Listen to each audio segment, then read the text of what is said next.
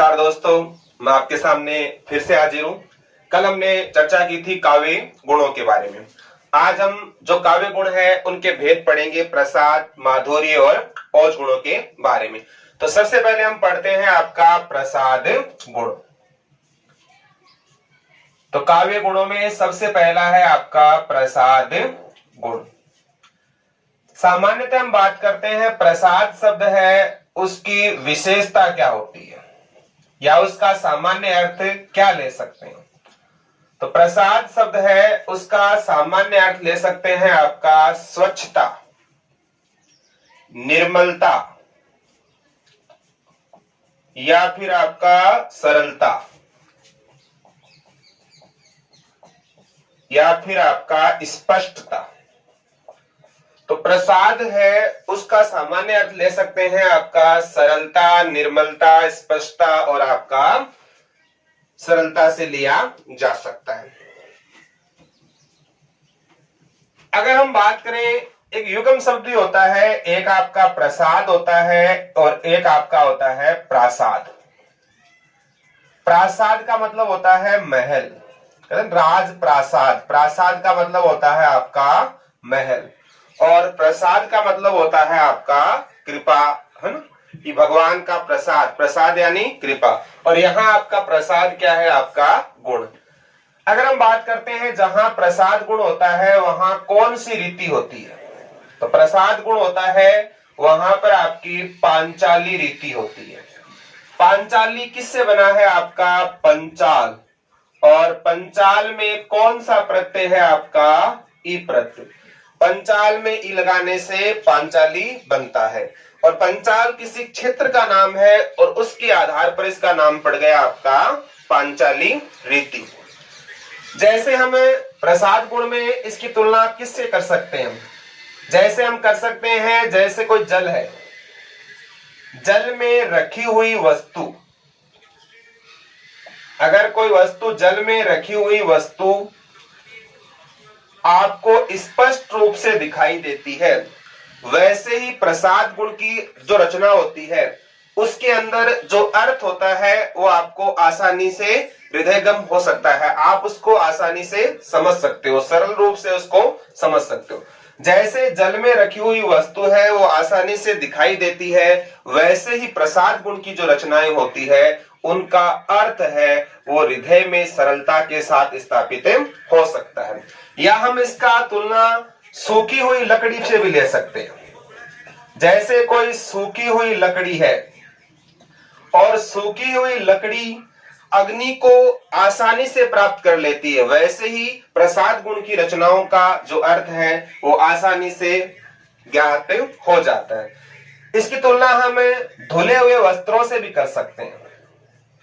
धुले हुए वस्त्र, जैसे धुले हुए वस्त्र होते हैं वो आसानी से क्या कर लेते हैं? जल को अवशोषित कर लेते हैं। उसी प्रकार प्रसाद गुण की रचना है उसका अर्थ भी व्यक्ति के हृदय के अंदर आसानी से समा जाता है।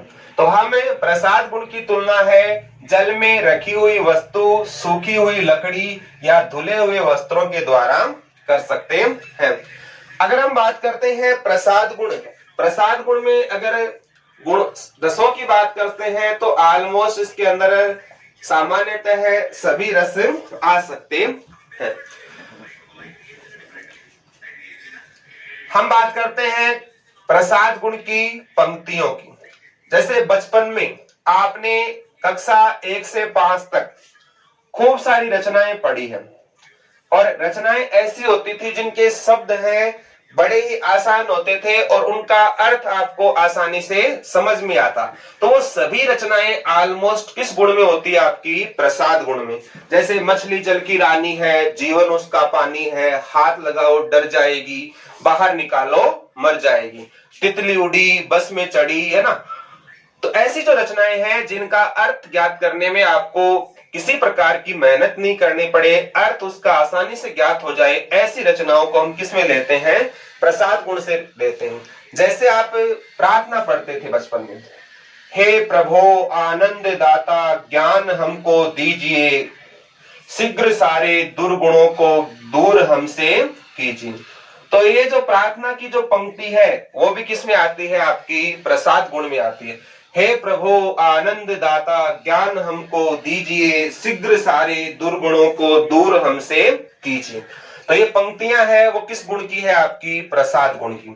जैसे एक प्रार्थना और पढ़ते थे आप, दया कर दान भक्ति का, दया कर दान भक्ति का हमें परमात्मा देना।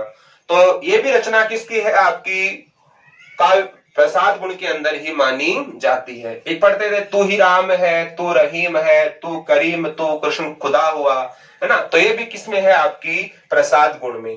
जैसे प्रार्थना पढ़ते हैं ना, विनती सुन लो हे भगवान, विनती सुन लो हे भगवान, हम सब बालक है नादान, विद्या बुद्धि नहीं कछु पास, हमें बना लो अपना दास। तो ये प्रार्थना है वो भी किसमें आती है, आपकी प्रसाद गुण में। विनती सुन लो हे भगवान, तो ये प्रार्थना की जो पंक्तियां हैं वो आपकी प्रसाद गुण में आती है।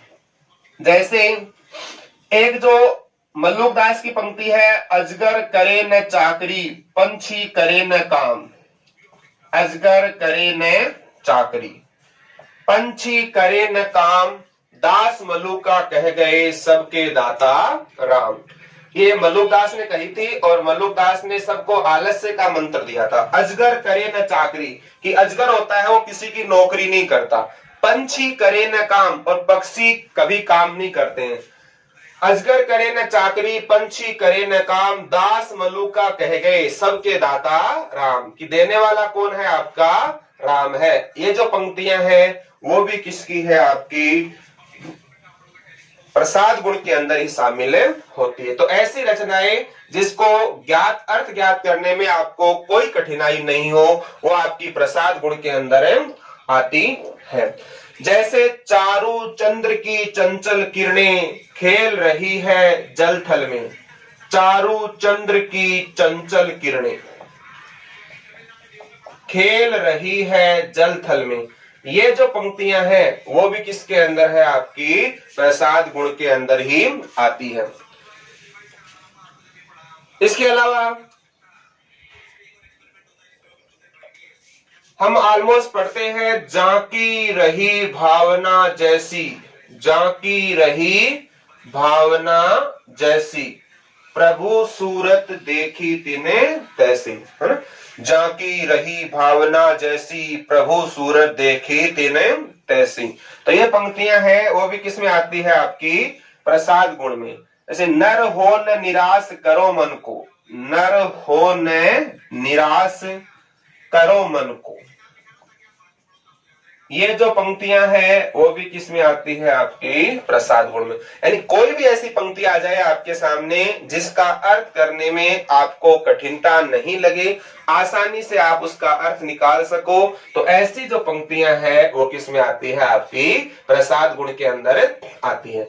तो ध्यान रखना, प्रसाद है उसका मतलब कृपा भी होता है, प्रसाद आपका गुण भी होता है। प्रसाद गुण का संबंध किस रीति से होता है, आपका पांचालीसी रीति से। प्रसाद गुण की विशेषता होती है स्वच्छता, निर्मलता, सरलता और आपका स्पष्टता।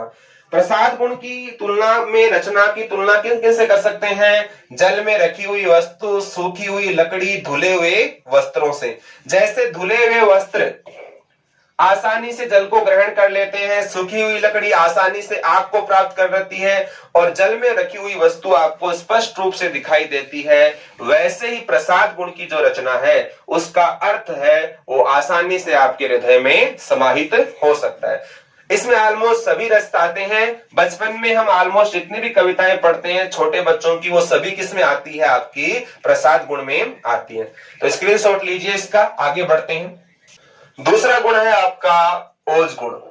दूसरा गुण पढ़ते हैं आपका कौन सा, ओज गुण। ध्यान रखना, जो ओज गुण है, ओज गुण का संबंध अगर हम रीति से बात करते हैं तो ओज गुण का संबंध होता है आपका गौड़ी रीति से। ओज गुण का संबंध किससे होता है, आपका गौड़ी रीति से होता है। और गौड़ प्रदेश की होने के कारण इसे क्या कहा जाता है, आपका गौड़ी कहा जाता है। अब किसी पंक्तियों को देखने से आपको कैसे पता लगा कि वो रचना ओज गुण की है? तो ध्यान रखना, ऐसी रचनाएं जिनको पढ़ने से, ऐसी रचनाएं जिनको पढ़ने से हृदय में वीरता, तेज, उत्साह, जोश, उल्लास आदि का भाव जागृत हो। तो ध्यान रखना, ऐसी रचनाएं जिनको पढ़ने से व्यक्ति के हृदय के अंदर वीरता, तेज, उत्साह, जोश, उल्लास इनका भाव जागृत होता है, तो ऐसी रचनाएं आपकी ओज गुण के अंदर आती है। जैसे मान लो ऐसी रचनाएं कौन सी? मान लो कोई रचना है महाराणा प्रताप की है, महाराणा प्रताप की कोई रचना है, पृथ्वीराज चौहान की है, भगत सिंह की है, या जैसे कोई क्रांतिकारी वीर है, झांसी की रानी लक्ष्मीबाई है, उसकी रचना है, जागृति की रचना है। तो ऐसी रचनाएं किस में आती है आपकी? ऐसी रचनाएं ओज गुण के अंदर आती है। अब हम बात करते हैं ओज गुण के अंदर कौन कौन से रस होते हैं। तो अगर हम इसके अंदर रसों की बात करते हैं तो ओज गुण में रस आते हैं आपके वीर रस, रौद्र रस, भयानक रस और आपका कुछ हद तक विभत्स रस भी आता है। तो जो ओज गुण की रचना होती है उनके अंदर वीर, रौद्र, भयानक और विभत्स ये जो रस आते हैं वो किस में आते हैं? आपके ओज गुण की रचनाओं में आते हैं। अगर मान लो चारों आ जाए तो आप विभत्स को नहीं भी मान सकते हो, क्योंकि विभत्स में ऑलमोस्ट घृणा का भाव होता है, बाकी चारों ही इसके अंदर आते हैं। ऐसा एग्जाम में क्वेश्चन आया हुआ है आपका। तो ओज गुण की रचना में आपके 4 रस आते हैं, वीर, रौद्र, भयानक और विभत्स। रौद्र शब्द किससे बना है? आपका रुद्र, और रुद्र किसका पर्यायवाची है? आपका शिव का। तो जो आपका ओज गुण है उसमें वीर, रौद्र, भयानक और विभत्स रस आते हैं। अगर हम बात करते हैं ओज गुण की पहचान किनसे होती है, तो अगर मान लो कोई रचना ओज गुण की है उसमें कैसे वर्ण आते हैं? संयुक्त वर्ण, संयुक्त वर्ण आ सकते हैं। इसमें आपके परुष वर्ण आ सकते हैं। परुष का मतलब होता है कठोर वर्ण। संयुक्त होता है ना, जैसे अक्षय, त्रय, दद, तो संयुक्त वर्ण है वो जहां दे रखे हो वो ऑलमोस्ट किसमें होती है? ओज गुण में। परुष वर्ण होते हैं कठोर वर्ण। तो एक तो होता है पुरुष, पुरुष यानी आदमी, परुष यानी होता है कठोर। कठोर वर्ग में कौन कौन से आते हैं? एक तो आपका ट वर्ग आता है और एक ऑलमोस्ट आपका क्या आता है? स वर्ग आता है। अगर किसी रचना में कैसे पद दे रखे हैं? आपके सामासिक पद, सामासिक पद, या आपका द्वित्व वर्ण, द्वित्व व्यंजन। तो ऐसे वर्ण जहां आते हैं, संयुक्त वर्ण है, परुष वर्ण है, सामासिक पद है, द्वित्व व्यंजन है, तो ऐसी रचनाएं किस में आती है? आपकी ओज गुण में आती है। जैसे एग्जाम्पल की बात करें तो जैसे समर शेष है, समर शेष है, जनगंगा को खुलकर लहराने दो। समर शेष है, जनगंगा को खुलकर लहराने दो। समर शेष है, जनगंगा को खुलकर लहराने दो। शिखरों को डूबने दो, शिखरों को डूबने दो और मुकुटों को बह जाने दो, मुकुटों को बह जाने दो। तो समर शेष है, जनगंगा को खुलकर लहराने दो, शिखरों को डूबने दो, मुकुटों को बह जाने दो। तो ये जो पंक्तियां हैं इसमें भाव है कि समर यानी युद्ध, युद्ध का जहां भाव होता है वो किस में आता है? ओज गुण के अंदर। तो ऐसी रचनाएं जहां युद्ध है। और देखते हैं एग्जाम्पल, जैसे है रुंड गिरे, है रुंड गिरे, गज झुंड गिरे, है रुंड गिरे, गज झुंड गिरे, कट कट अवनी पर मुंड गिरे, कट कट अवनी पर मुंड गिरे। हय रुंड गिरे गज झुंड गिरे, कट कट अवनी पर मुंड गिरे। यानी मुंड यानी शीश कट गिर रहे हैं, हाथी कट रहे हैं, घोड़े कट रहे हैं। तो ऐसे भाव कटने का विवश है वो भी किसमें आता है, आपका ओज गुण के अंदर आता है। तो इसका स्क्रीनशॉट लीजिए। कुछ एग्जाम्पल और लेते हैं, आगे बढ़ते हैं।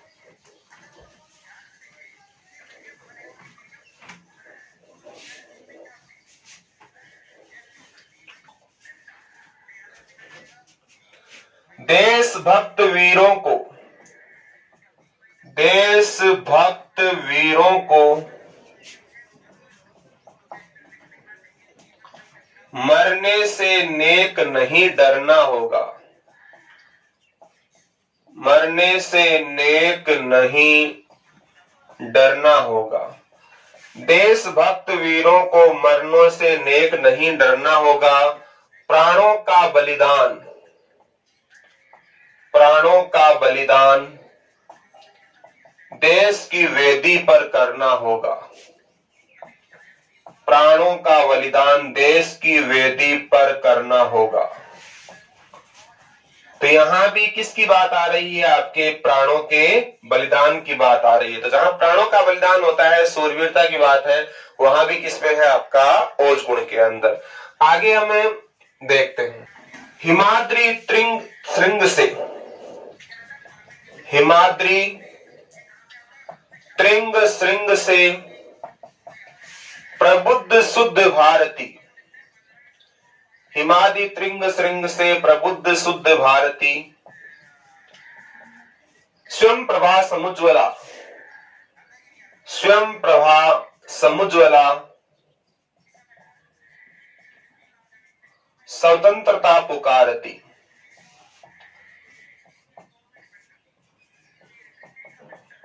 स्वयं प्रभा समुज्वला स्वतंत्रता पुकारती। तो यहाँ भी क्या आ रहे हैं, आपके संयुक्त वर्ण आ रहे हैं, है ना, संयुक्त। तो संयुक्त वर्ण रचना है वो किसमें आती है, आपकी ओज काव्य गुण के अंदर आती है। जैसे क्षमा शोभती उस भुजंग को, क्षमा शोभती उस भुजंग को, क्षमा शोभती उस भुजंग को जिसके पास गरल हो,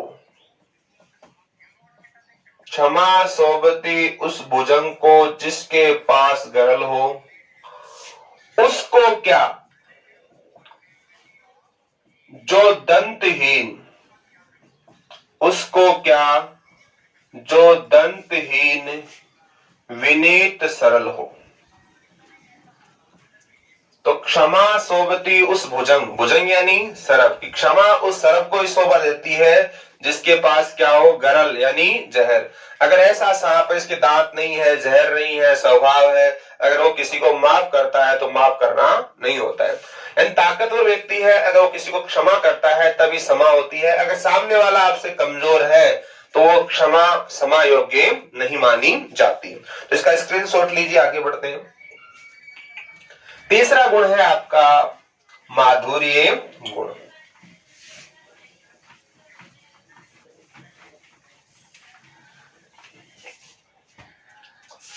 तीसरा आपका गुण है माधुर्य गुण।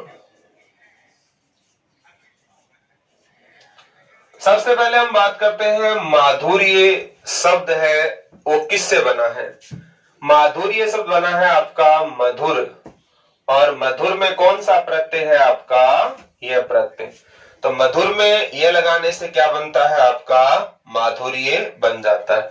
और जहां पर आपका माधुर्य गुण होता है वहां कौन सी रीति होती है, आपकी वैदर्भी रीति होती है। तो माधुर्य गुण का संबंध किससे होता है, आपका वैदर्भी रीति से होता है। और हम बात करें कि माधुर्य गुण कहाँ होता है, इनकी रचनाओं में आपको क्या क्या देखने को मिल सकता है। तो ऐसी रचनाएं जिनमें आपको आनंद, उल्लास, हर्ष, शोक आदि का भाव आपको जहां देखने को मिले, आनंद, उल्लास, हर्ष, शोक आदि का भाव आपको जहां देखने को मिले, ऐसी रचनाएं किससे होती है? आपकी माधुर्य गुणों से संबंधित रचनाएं होती है। और माधुर्य गुण की जो रचनाएं होती है उनके अंदर कौन सी वृत्ति पाई जाती है? आपकी द्रव्य भाव वृत्ति का प्रयोग किया जाता है। तो माधुर्य गुण की रचनाओं में द्रव्य भाव वृत्ति का क्या होता है? प्रयोग होता है। और अगर हम इनके अंदर रस की बात करें तो कौन कौन से रस आ सकते हैं इसमें? आपके श्रृंगार रस है, हास्य रस है, आपका शांत रस है और करुण रस है आदि। तो इसके अंदर आपके श्रृंगार है, हास्य है, शांत है, करुण है, इस प्रकार के रस है वो आपके इसके अंदर शामिल किए जा सकते हैं। और माधुर्य गुण कहाँ होता है कि ऐसी रचना जिसको पढ़ने से हृदय के अंदर, हृदय में आनंद, उल्लास, हर्ष, शोक, उत्सुकता, इस प्रकार के भाव जिन रचनाओं को पढ़ने से आपके हृदय में जागृत होते हैं, ऐसी रचनाएं किस में आती है? आपकी माधुर्य गुण के अंदर आती है। श्रृंगार में दोनों ही होते हैं, संयोग श्रृंगार भी होता है और आपका वियोग श्रृंगार भी होता है। संयोग और वियोग यानी नायक नायिका का चित्रण है, जैसे मलक मोहम्मद जायसी ने पद्मावत लिखा था, संयोग श्रृंगार है। यानी वियोग श्रृंगार है, नायिका अपने नायक के लिए विरह में तड़पती है। तो ऐसा जो वर्णन है वो किस में आता है? आपका माधुर्य गुण के अंदर आता है। जैसे भगवान श्री कृष्ण की भक्ति करते हैं सूरदास, तो उनकी रचना भी किस में आएगी? आपकी माधुर्य गुण में है। जैसे मीरा है, मीरा का जो विरह है वो भी किस में आएगा? आपका माधुर्य गुण के अंदर आएगा। अगर हम पंक्तियों की बात करते हैं तो बिहारी की पंक्ति आती है ना, कहत नटत रीझत खिजत, कहत नटत रीझत खिजत, मिलत खिलत लजियात, भरे भोन में करत है नैनन ही सो बात। बिहारी का ने बहुत सुंदर वर्णन किया है कि दरबार सजा हुआ है और दरबार सजा हुआ है, उस दरबार में एक तरफ एक कोने में नायक खड़ा है, दूसरे कोने में आपकी नायिका खड़ी है। और नायक दरबार में राजा, कर्मचारी गण सभी हैं और नायक नायिका दोनों आंखों ही आंखों में क्या करते हैं? बातें करते हैं। नेत्र के कहत नटत, वो आंखों से इशारा करती, कहती है वो नट जा, कहता है वो नट जाती है। कहत नटत, रीझत खिजत, कभी उसकी बात पर प्रसन्न होती है, कभी उस पर क्या करती है? क्रोध करती है। मिलत खिलत लजियात, और जब दोनों के नयन मिलते हैं आपस में तो लज्जा का अनुभव करती है। भरे भुवन में करत है नैनन ही सो बात, और दोनों नायक नायिका भरे हुए दरबार में आंखों ही आंखों से क्या करते हैं? बातें करते हैं। तो नेत्रों की जो भाषा होती है वो कैसी होती है? आपकी सांकेतिक भाषा होती है। वैसे भाषाओं के दो ही स्वरूप होते हैं, आपकी मौखिक भाषा और आपकी लिखित भाषा। तीसरा स्वरूप होता है आपका सांकेतिक भाषा। जैसे एक दो आता है, बतरस लालच बतरस लालच लाल की, बतरस लालच लाल की मुरली धरी लुकाए, सोह करे वो हंसे देन कहे नटी जा। ये पंक्ति है वो भी किसकी है? आपकी माधुर्य गुण की है। जैसे एक और आती है बिहारी की, नहीं पराग नहीं मधुर मधु, नहीं पराग नहीं मधुर मधु, नहीं विकास यही काल, अली कली से बंध्यो रहो तो आगे कौन हवा। राजा जयसिंह के बारे में है और बिहारी लिखते हैं कि एक बार राजा जयसिंह की शादी हो गई थी, शादी होने के बाद में वो सारा राजकाज भूल जाता है, जनता त्रस्त होती है, तो उसको याद दिलाने के लिए बिहारी है वो जयसिंह को क्या लिखते हैं? आपकी एक पंक्ति लिखते हैं, नहीं पराग नहीं मधुर मधु, की जिस तू कली में खोया हुआ है वो तो अभी कली है और जब फूल बनेगी तो तुम्हारी हालत क्या होगी। तो उसको चेतन भाव जागृत करता है कौन? आपका बिहारी। तो ये पंक्ति भी किस में आएगी? आपकी माधुर्य गुण के अंदर आएगी। जैसे एक रसलीन की आती है, अम्मी है हलाहल रस मद भरे, अम्मी है हलाहल मद भरे, श्वेत श्याम रत्नार। ये पंक्ति किसकी है? आपकी रसलीन की है, जो भी किसमें आती है? आपकी माधुर्य गुण के अंदर आती है। तो ऐसी पंक्तियां जिनको पढ़ने से व्यक्ति का हृदय है वो आपका आनंदित हो, प्रसन्न हो, चाहे आपका श्रृंगारिक रस हो, चाहे नायक नायिका का सौंदर्य चित्रण हो या उनके विरह का चित्रण हो। भगवान की भक्ति के अंदर जो भक्तों का विरह है, भगवान का सौंदर्य चित्रण है, वो सभी आपके माधुर्य गुण के अंदर आते हैं। जैसे भगवान श्री कृष्ण क्या था ना, देख सुदामा की दीन दशा करुणा करके करुणा निधि रोए, है ना, पानी परात को छुयो नहीं नैनन के जल से पग धोए। तो भगवान कृष्ण है सुदामा की चरणों को धोते हैं आंखों के जल से। दुखी भाव है वो भी किसमें आता है, आपका माधुर्य गुण में। तो हमने अभी 3 गुण पढ़े हैं, प्रसाद, माधुर्य और आपके ओज गुण। तो इसी के साथ ही आपका चैप्टर कंप्लीट होता है। फिर मिलेंगे आपके साथ, आपको नए चैप्टर के साथ। आज के लिए इतना ही। जय हिंद, जय भारत।